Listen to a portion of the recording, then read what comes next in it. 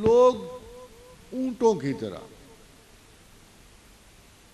لوگ ان 100 اونٹوں کی طرح، بڑا گلا کھڑا، دور سے دیکھو تو لگتا ہے بڑا شاندار ایک سسٹم، بڑے بڑے اونٹ ہیں، بڑی جائیداد ہے، مگر ان 100 اونٹوں میں ایک بھی سواری کے قابل نہیں۔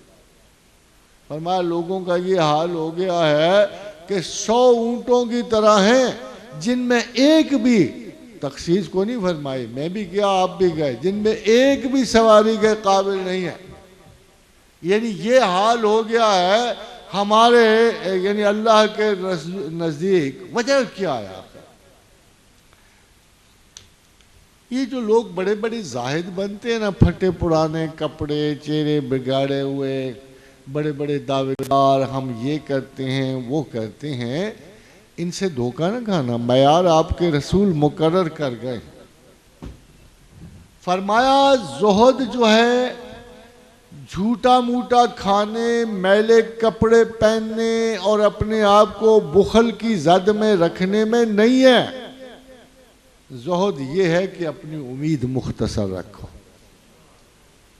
زہد یہ ہے کہ امید مختصر رکھو، لمبے خواب نہ پالو۔ وجہ حضور اکرم مرتبہ نے 3 لائنیں کھینچی، ایک لائن لمبی، ایک قریب اور ایک ادھر۔ کہا یہ جو ادھر ہے یہ انسان ہے، اور یہ لمبی لائن اس کی امید کی ہے، مگر بیچ میں موت ہے۔ اس سے پیشتر کہ یہ اپنی امید تک پہنچے، موت اسے آ لیتی۔ یہ امید کی طوالت عقل کے ضائع کرنے کے برابر ہے۔ میں اکثر دیکھتا ہوں ایک آدمی آتا ہے بچہ لے کے، چلو یہ آدمی کی خواہش ختم ہو گئی، میں اسے ڈاکٹر بنانا چاہتا ہوں۔ اس کے بعد ابھی وہ 5ویں میں بھی نہیں ہے، اس کے بعد وہ اس کا سکول چنتا ہے، پھر کہتا ہے میں نے اسے انگلینڈ بھیجنا ہے، میں نے جی اسے لنڈن سکول آف اکنامکس بھیجنا ہے۔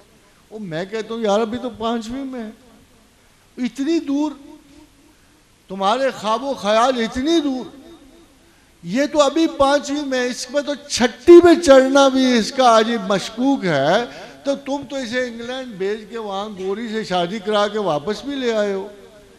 یہ طول عمل ہے۔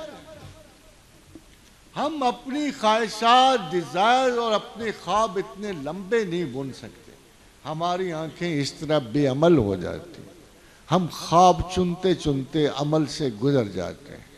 رسول اکرم صلی اللہ علیہ وسلم نے فرمایا کہ اگر تم اچھے ہو تو زہد اور عبادت اور اللہ سے ڈرنے کا مطلب یہ ہے کہ اپنی امید مختصر رکھو، اتنی لمبی امیدیں مت باندھو۔ ایک اور بڑی عجیب سی بات ہے، یہ ایکچولی میں یہ احادیث اس لیے میں بھی آپ کے ساتھ یہ احادیث پڑھ رہا ہوں، مجھے بھی ان سے وہی سبق حاصل ہو رہا ہے جو میں کوشش کر رہا ہوں۔ اگرچہ مسجد نہیں ہے مگر یہاں اب زیادہ آسانی سے پڑھ سیکھ سکتے ہیں۔ مسجدوں میں ملا کا خوف ہی نہیں چھوڑتا، پڑھیں گے ہم لوگ۔ تو حضرت یہ ذرا کچھ معیار سنیے گا کہ اللہ کے نزدیک رسول اکرم صلی اللہ علیہ وسلم نے کیا معیار پیش کیے۔ حضرت عبداللہ بن شداد رضی اللہ تعالی عنہ نے فرمایا کہ بنی عذرا کے 3 افراد جو ہیں رسول اللہ صلی اللہ علیہ وسلم کے پاس آئے، تو آپ نے فرمایا ان کا بندوبست کون کرے گا؟ یہ مہمان آئے ہیں۔ حضرت طلحہ نے کہا ہم کریں گے۔ آپ نے ان کو مہمان ٹھہرایا، پھر نبی کریم صلی اللہ علیہ وسلم کے ساتھ لشکر میں پہلے ایک صاحب گئے، شہید ہو گئے، تھوڑے عرصے کے بعد پھر ایک لشکر گیا، دوسرے شہید ہو گئے، تیسرے گھر پہ رہے اور بستر پہ مر گئے۔ تو کہتے ہیں میں نے خواب دیکھا کہ وہ بستر پہ مرنے والا ان دونوں سے بڑا تھا۔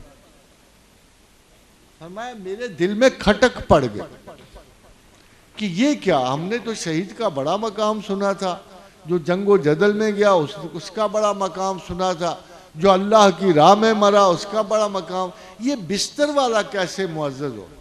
تو کہنے لگے میں رہا نہیں، میں نے رسول اکرم صلی اللہ علیہ وسلم سے پوچھا کہ یا رسول اللہ یہ کیا مسئلہ ہے؟ تو پوچھا کہ تمہیں کیا چیز ناپسند آئی؟ کہ اگر وہ بستر پہ پڑا پڑا ان 2 شہداء سے آگے نکل گیا تو تمہیں کیا بات ناپسند فرمائی؟ جبکہ سنیے ذرا غور سے، فرمایا جبکہ اللہ تعالیٰ کے نزدیک اس سے افضل کوئی نہیں جس کو اسلام میں زیادہ عمر دی جائے اور اس کی تسبیح، تکبیر اور تحلیل کے باعث اس کا ثواب ان سے بھی بڑھ گیا۔ جس کو زیادہ عمر ملے اور وہ زیادہ عمر خدا کی تسبیح و تکبیر اور تحلیل میں بسر کرے تو اس کا مقام ان سے بھی بڑھ گیا جو اللہ کی راہ میں شہید ہوئے۔